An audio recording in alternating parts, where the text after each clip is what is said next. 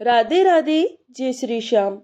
राजस्थान की पावन धरती, जहां रेत के हर कण में इतिहास की गूंज सुनाई देती है, उसी भूमि पर है स्थित एक ऐसा मंदिर जो न केवल आस्था का केंद्र है, बल्कि रहस्यों और चमत्कारों का भंडार भी है। सीकर जिले में स्थित खाटू श्याम मंदिर। आपने खाटू श्याम के नाम के बारे में अवश्य सुना होगा।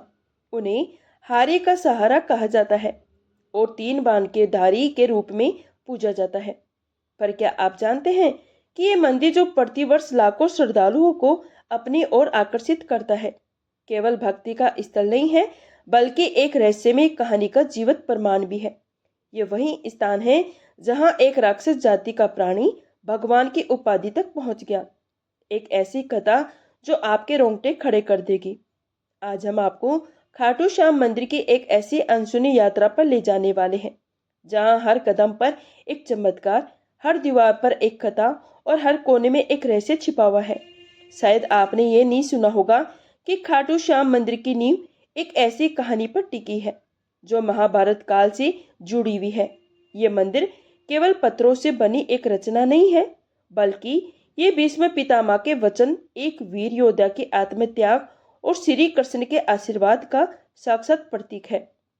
लेकिन ये मंदिर केवल इस पौराणिक कथा से ही अद्भुत नहीं बनता। इसकी भव्यता और रहस्यमय घटनाएं इसे और अधिक अलौकिक बनाती है। मंदिर के गर्भगृह में स्थापित श्याम बाबा की प्रतिमा एक ऐसे कुएं से प्राप्त हुई थी जिसे आज श्याम कुंड कहा जाता है। इस कुंड के जल को अमृत तुल्य माना जाता है और मान्यता है कि इसका स्पर्श मात्र ही व्यक्ति के समस्त पापों का नाश कर देता है। लेकिन इस कुंड में पानी कहाँ से आता है, इसके बारे में कोई नहीं जानता। मंदिर में एक और अद्भुत परंपरा निभाई जाती है। यहाँ पर एक खास तरह का निशान चढ़ाया जाता है। ये कोई साधारण प्रतीक नहीं, बल्कि श्रद्धा, नियम और संयम का प्रतीक है। कहा जाता है जो भी भक्त ये निशान पूरे नियम और भक्ति भाव से चढ़ाता है, उसकी हर मनोकामनाएं पूर्ण होती है। यहाँ तक कि कई भक्तों के अनुभव इस बात की गवाही देते हैं कि जिन इच्छाओं को उन्होंने वर्षों तक मन में संजोया, वे खाटू श्याम के दरबार में निशान चढ़ाने के बाद पूर्ण हुई। परंतु सवाल ये उठता है, क्या ये मात्र विश्वास है या इसके पीछे भी कोई अज्ञात शक्ति है? खाटू श्याम मंदिर का सबसे चौंकाने वाला रहस्य एक शिवलिंग से जुड़ा है, जो मंदिर से कुछ दूरी पर स्थित है। कहा जाता है जब मुगल शासक औरंगजेब ने इस शिवलिंग को नष्ट करने का प्रयास किया, तब कुछ ऐसा घटित हुआ जिसने उसकी आत्मा तक को झंझोर के रख दिया। इतना ही नहीं, खाटू श्याम के दर्शन के दौरान एक अद्भुत दृश्य देखने को मिलता है। बाबा के दरबार में हजारों की संख्या में आने वाले श्रद्धालु अक्सर कहते हैं कि उन्होंने वहां कुछ ऐसा महसूस किया जिसे शब्दों में बयान नहीं किया जा सकता। कोई कहता है कि बाबा ने उन्हें सपने में दर्शन दिए, तो कोई बताता है कि उसने वहां अपने जीवन की सबसे कठिन समस्या का हल पाया। और इन सब अनुभवों में एक बात समान है, एक रहस्यमय शक्ति जो खाटू श्याम मंदिर को केवल एक तीर्थ स्थल नहीं, बल्कि एक अलौकिक अनुभव बना देती है। इस मंदिर की शक्तियों की गूंज केवल भारत में ही नहीं, विदेशों तक फैली है। अमेरिका, इंग्लैंड और ऑस्ट्रेलिया जैसे देशों में बसे भक्त भी प्रतिवर्ष खाटू श्याम जी की निशान यात्रा में भाग लेने भारत आते हैं। ये भक्ति की वह डोर है जो ना जाति देखती है, ना धर्म, ना देश। यहाँ सिर्फ एक चीज आवश्यकता है, श्रद्धा। तो क्या आप तैयार है इस मंदिर के उन रहस्यों से पर्दा उठाने के लिए जो सदियों से छिपे हुए हैं? यदि हाँ, तो जुड़िए हमारे साथ इस खास डॉक्यूमेंट्री वीडियो में, जहां हम आपको लेकर चलेंगे खाटू श्याम मंदिर की उन गलियों में जहां इतिहास, रहस्य और भक्ति एक साथ मिलते हैं। ये केवल एक यात्रा नहीं होगी, ये आपके विश्वास को एक नई दिशा देने वाली अनुभव यात्रा होगी, क्योंकि ये केवल एक मंदिर नहीं, एक चमत्कार है, खाटू श्याम का चमत्कार। चलिए अब बिना किसी देरी के आज की इस रहस्यमयी और दिलचस्प डॉक्यूमेंट्री की शुरुआत करते हैं। दोस्तों, खाटू श्याम जी को भगवान श्री कृष्ण के कलयुगी अवतार के रूप में जाना जाता है। राजस्थान के सीकर जिले में स्थित श्याम बाबा के भव्य मंदिर में दर्शन के लिए हर दिन लाखों भक्त पहुंचते हैं। मान्यता है कि श्याम बाबा सभी की मनोकामनाएं पूरी करते हैं और फर्श से अर्श तक पहुंचा सकते हैं। बाबा खाटू श्याम का संबंध महाभारत काल से माना जाता है। ये पांडु पुत्र भीम के पौत्र थे। पौराणिक कथा के अनुसार खाटू श्याम जी की अपार शक्ति और क्षमता से प्रभावित होकर श्री कृष्ण ने इन्हें कलयुग में अपने नाम से पूजे जाने का वरदान दिया था। लेकिन ये वरदान किस स्थिति में दिया गया, इसके बारे में शायद ही आप जानते होंगे। हारे का सहारा खाटू श्याम हमारा, ये तो आपने अक्सर ही सुना होगा। लेकिन हारे का सहारा बनने के पीछे की कहानी से शायद ही आप परिचित होंगे। इन सभी सवालों के जवाब मिलेंगे आपको महाभारत की उस कथा में जो आपने नहीं सुनी होगी। तो आइए जानते हैं खाटू श्याम जी की इस पवित्र कथा के बारे में। दोस्तों, इस कथा की शुरुआत होती है एक भयानक षड्यंत्र से, जो दुर्योधन ने पांचों पांडवों को मारने के लिए रचा था। जैसा कि आप सभी लोग जानते हैं कि महाभारत में कौरवों और पांडवों का युद्ध दर्शाया गया है। दुर्योधन हमेशा से ही पांडवों को पसंद नहीं करता था, जिसकी वजह से उसके अंदर पांडवों के प्रति इतनी ज्यादा घृणा थी कि वह उन्हें किसी भी कीमत पर मारना ही चाहता था। जब भीष्म पितामह ने धृतराष्ट्र से युधिष्ठिर का राज्य अभिषेक कर देने के लिए कहा, तब दुर्योधन ने पिता से कहा, पिताजी, यदि एक बार युधिष्ठिर को राज सिंहासन प्राप्त हो गया तो ये राज्य सदा के लिए पांडवों के वंश का हो जाएगा और हम कौरवों को उनका सेवक बनकर रहना पड़ेगा। इस पर धृतराष्ट्र बोले, वंश, दुर्योधन युधिष्ठिर हमारे कुल की संतानों में सबसे बड़ा है, इसलिए इस राज्य पर उसी का अधिकार है। फिर भीष्म पितामह तथा प्रजाजन भी उसी को राजा बनाना चाहते हैं। हम इस विषय में कुछ भी नहीं कर सकते। तुम पांडवों के रुकने का प्रबंध करो। धृतराष्ट्र के वचनों को सुनकर दुर्योधन ने कहा, ठीक है पिताजी, मैंने इसका प्रबंध कर दिया है। बस आप किसी तरह पांडवों को वारणावत भेज दे। दुर्योधन ने वारणावत में पांडवों के निवास के लिए पुरोचन नामक शिल्पी से एक भवन का निर्माण करवाया था, जो कि लाख, चर्बी, सूखी घास, मूंज जैसे अत्यंत ज्वलनशील पदार्थों से बना हुआ था। दुर्योधन ने पांडवों को उस भवन में जला डालने का षड्यंत्र रचा था। धृतराष्ट्र के कहने पर युधिष्ठिर अपनी माता तथा भाइयों के साथ वारणावत जाने के लिए निकल पड़े। दुर्योधन के षड्यंत्र के बारे में जब विदुर को पता चला तो वो तुरंत ही वारणावत जाते हुए पांडवों से मार्ग में मिले। उन्होंने दुर्योधन के षड्यंत्र के बारे में बताया। फिर उन्होंने कहा कि तुम लोग भवन के अंदर से वन तक पहुंचने के लिए एक सुरंग अवश्य बना लेना, जिससे कि आग लगने पर तुम लोग अपनी रक्षा कर सको। मैं सुरंग बनाने वाला कारीगर चुपके से तुम लोगों के पास भेज रहा हूँ। जिस दिन पुरोचन ने आग प्रज्वलित करने की योजना बनाई थी, उसी दिन पांडवों ने गांव के ब्राह्मणों और गरीबों को भोजन के लिए आमंत्रित किया था। रात में पुरोचन के सोने पर भीम ने उसके कमरे में आग लगाई। धीरे धीरे आग चारों ओर लग गई। लाक्षागृह में पुरोचन तथा अपने बेटों के साथ भीलनी जलकर मर गई।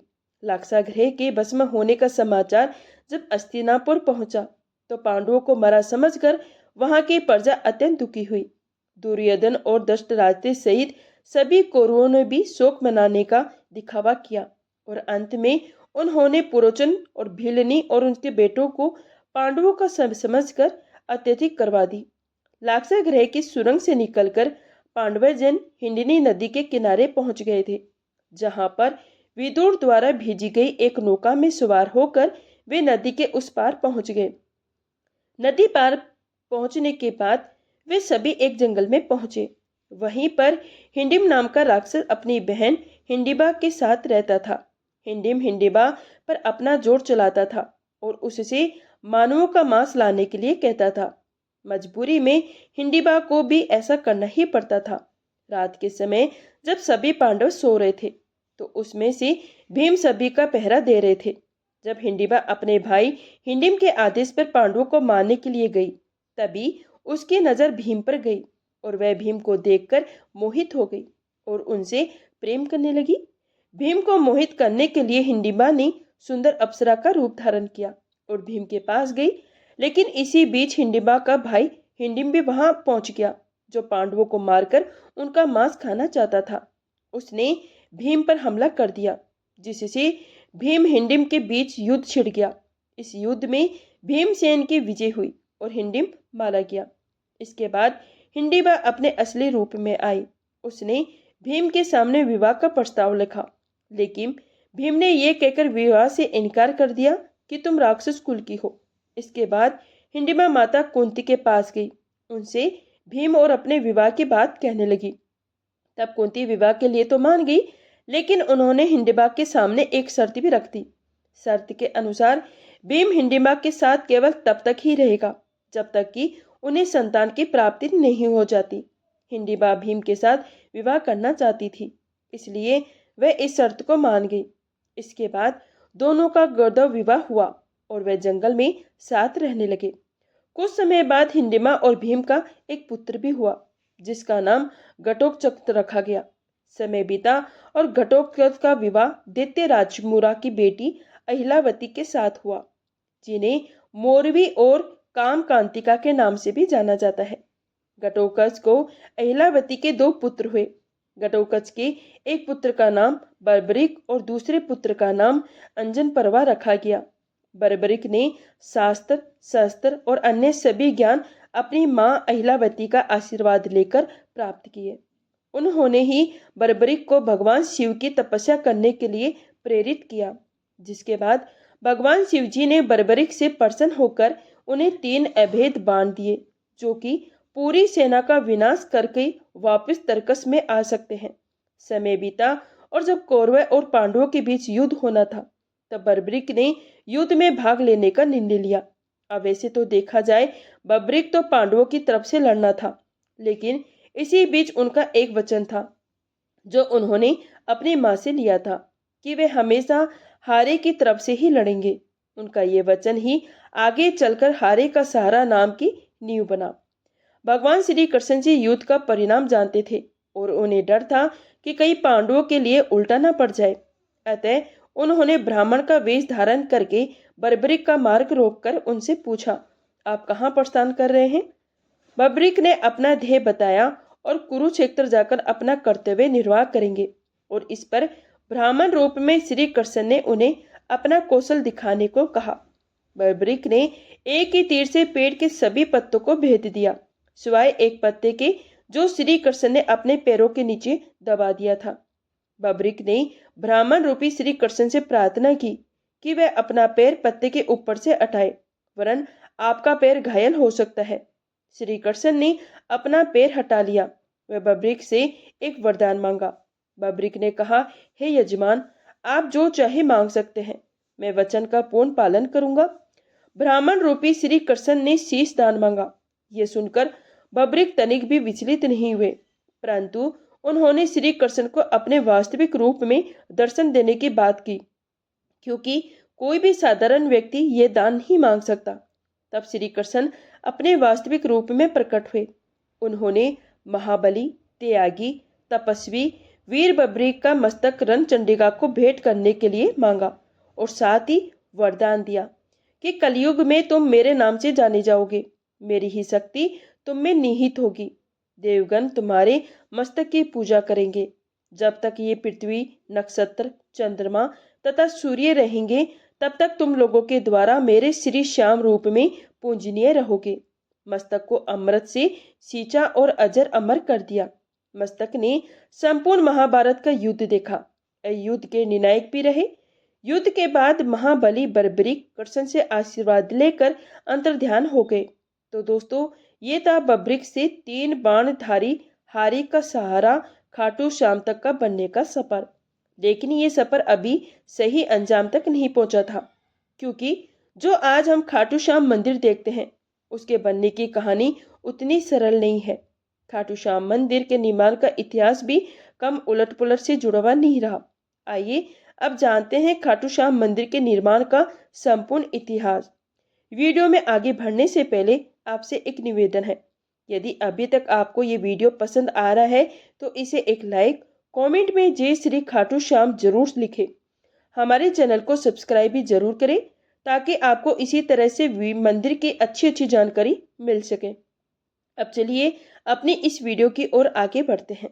कहते हैं, जब समय चुप होता है तब इतिहास बोलता है, और ऐसा ही एक इतिहास आज भी राजस्थान की धरती पर गहराई से दफन है।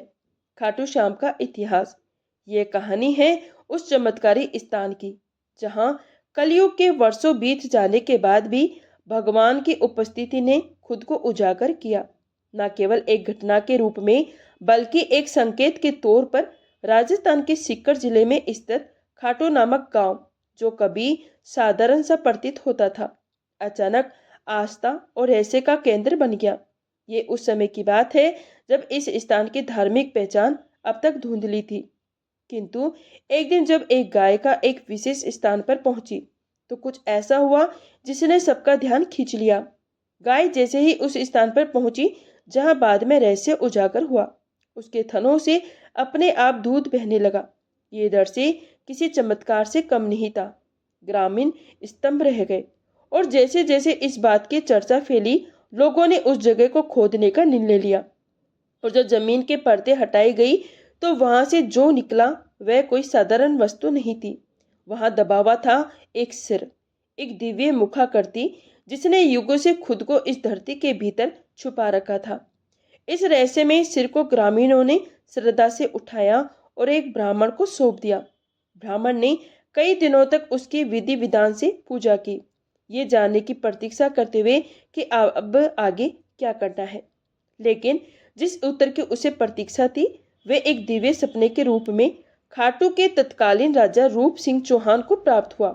सपने में उन्हें आदेश मिला कि इस सिर के लिए एक मंदिर का निर्माण किया जाए जहां इसे विधि पूर्वक स्थापित किया जाए।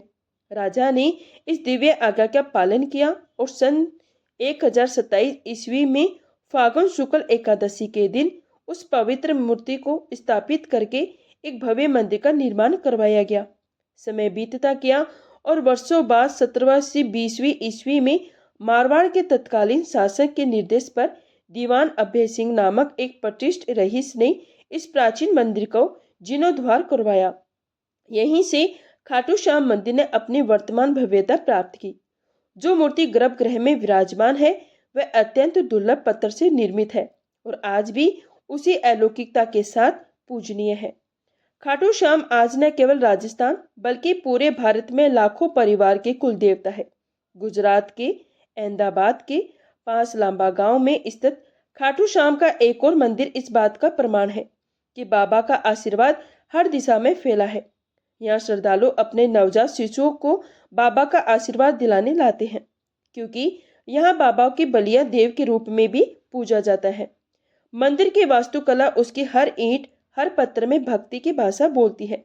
चूने के मूर्तदार पत्थर, सफेद संगमरमर और पारंपरिक टाइलों का सुंदर संगम इस रचना को कलात्मक बनाता है। गर्भगृह के शटर चांदी की परतों से सजे हैं और मुख्य प्रार्थना कक्ष, जिसे जगमोहन कहा जाता है, वहां की दीवारें पौराणिक चित्रों से भरपूर है।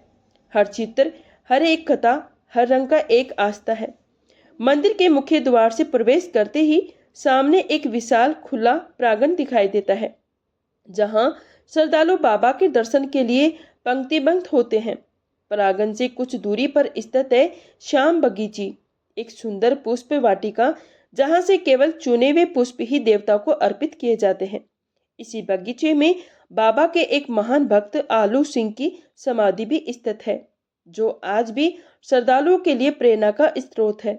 परंतु इस पवित्र स्थान का सबसे रहस्यमय स्थल है श्याम कुंड, एक पवित्र जलाशय जहां से कभी श्याम बाबा का शीश प्राप्त हुआ था।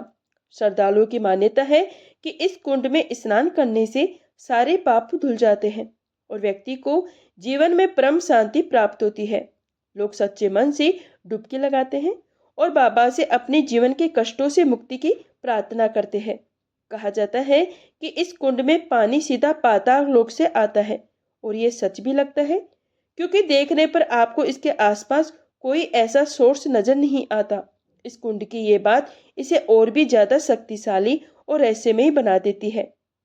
मुख्य मंदिर से दक्षिण पूर्व दिशा में स्थित है गोपीनाथ मंदिर और इसके समीप ही स्थित है गौरी शंकर मंदिर, एक और दिव्य स्थल जिसकी कहानी दिल दहला देने वाली है। कहा जाता है कि जब औरंगजेब की सेना इस मंदिर को नष्ट करने पहुंची तो उन्होंने शिवलिंग पर भालों से प्रहार किया, पर जैसे ही उनके भाले शिवलिंग से टकराए वहां से रक्त के फुहारे फूट पड़े। ये दृश्य इतना भयानक और चमत्कारिक था कि सैनिक तुरंत डरकर वहां से भाग निकले। और आज भी उस शिवलिंग पर वह घाव भाले का निशान स्पष्ट रूप से देखा जा सकता है, जैसे भगवान ने स्वयं अपनी रक्षा की हो। खाटू श्याम जी का ये पावन मंदिर राजस्थान की राजधानी जयपुर से लगभग 80 किलोमीटर दूर स्थित है और यहाँ पहुँचने के लिए श्रद्धालु को रिंगस के मार्ग से होकर जाने की सलाह दी जाती है। ये यात्रा केवल एक धार्मिक यात्रा नहीं बल्कि एक आध्यात्मिक अनुभव होती है, जहाँ आस्था, इतिहास और चमत्कार का एक साथ चलते हैं। हर साल लाखों भक्त यहाँ पहुँचते हैं, कोई आशीर्वाद पाने के लिए, कोई चमत्कार देखने के लिए और कोई अपनी श्रद्धा की अग्नि परीक्षा देने के लिए। जब आप इस पवित्र धाम की भूमि पर कदम रखते हैं तो ऐसा लगता है मानो समय ठहर गया हो और भगवान स्वयं इस धरती पर विराजमान हो। तो दोस्तों, ये था खाटू श्याम जी के मंदिर का निर्माण का संपूर्ण इतिहास। आइए अब आपको बताते हैं उस खास निशान के बारे में जो बड़े ही भक्ति भाव से श्री खाटू श्याम मंदिर में चढ़ाया जाता है। यदि अभी तक आपको ये वीडियो पसंद आ रही है तो कमेंट में जय श्री खाटू श्याम जी जरूर लिखें। खाटू नगरी की रंज में कुछ ऐसा सम्मोहन है कि एक बार जो यहाँ आ जाता है उसका हृदय यहीं अटक जाता है। इस अद्भुत नगरी की सबसे पावन परंपराओं में से एक है बाबा श्याम के दरबार में निशान चढ़ाने की परंपरा। ये कोई साधारण रस्म नहीं बल्कि श्रद्धा, समर्पण और विश्वास का प्रतीक है।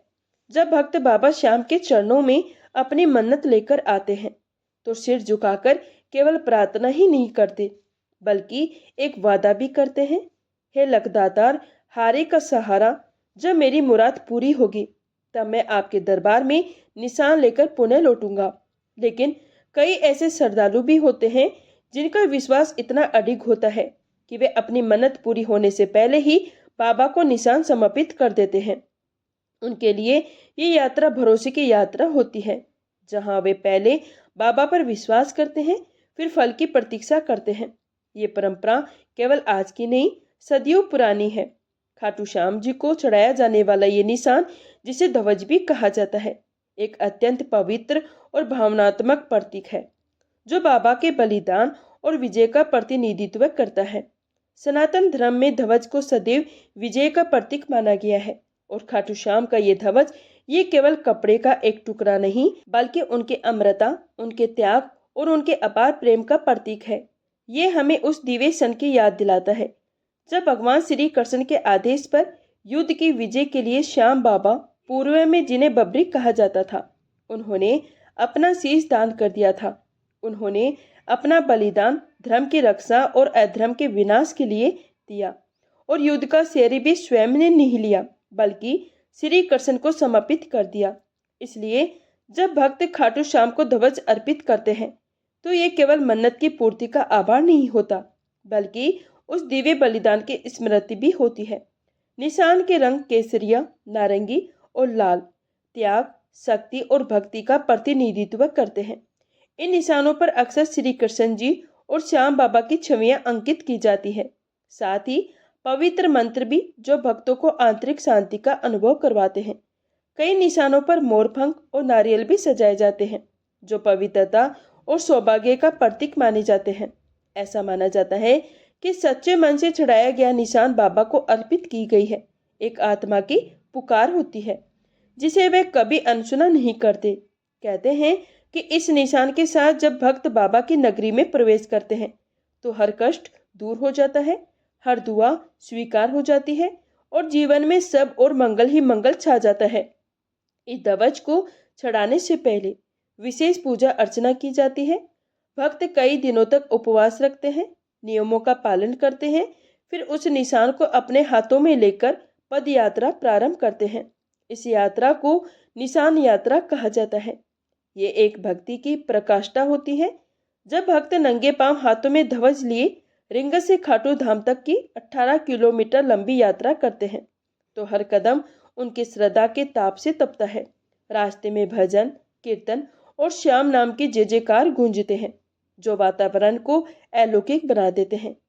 वर्तमान समय में भक्त न केवल बल्कि सोने और चांदी से बने निशान भी बाबा को अर्पित करते हैं, लेकिन सच्ची भक्ति का मूल्य धातु में नहीं, भाव में होता है।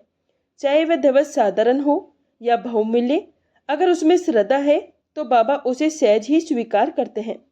निशान यात्रा विशेष रूप से फागुन मास में आयोजित होने वाले लाखों भक्तों की भीड़ वाले लक्खी मेले में चरम पर होती है।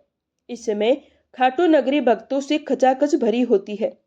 हर दिशा से आते हुए निशान, हर स्वर में गूंजता हुआ श्याम नाम, और हर हृदय में ही एक विश्वास, बाबा सबकी सुनते हैं, बाबा सबका सहारा है। ये परंपरा केवल एक धार्मिक रस्म नहीं, बल्कि श्रद्धा की जीवित परिभाषा है। निशान चढ़ाने वाले हर भक्त की आंखों में आभार होता है और उनके कदमों में समर्पण। जब वे बाबा की मूर्ति के सामने खड़े होकर वे ध्वज अर्पित करते हैं, तो वह क्षण ऐसा होता है मानो आत्मा ने ईश्वर से साक्षात्कार कर लिया हो। वहां ना कोई भाषा बोलती है, ना कोई शब्द चाहिए होते हैं, बस एक मौन होता है जिसमें केवल भक्ति की ध्वनि होती है। इसलिए जब अगली बार आप खाटू श्याम जी के दर्शन के लिए जाए और मन में कोई मन्नत हो या केवल आभार प्रकट करना हो, तो एक निशान लेकर जरूर जाए। वह ध्वज आपके विश्वास का संदेश बनकर बाबा के चरणों तक पहुंचेगा। जैसे ही हजारों वर्षों से होता आया है, वैसे ही वे आज भी आपकी पुकार को सुने बिना नहीं रहेंगे। तो दोस्तों, ये था खाटू श्याम मंदिर का संपूर्ण इतिहास और रहस्य। क्या आप कभी खाटू श्याम मंदिर गए हैं? यदि हाँ, तो कितनी बार? और यदि नहीं गए तो क्या आप जाना चाहेंगे?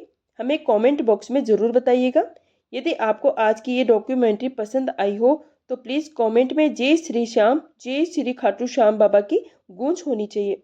हम मिलेंगे जल्द ही एक और नई रहस्यमयी और दिलचस्प डॉक्यूमेंट्री के साथ। जब तक के लिए मैं विदा लेती हूँ। राधे राधे, जय श्री कृष्णा।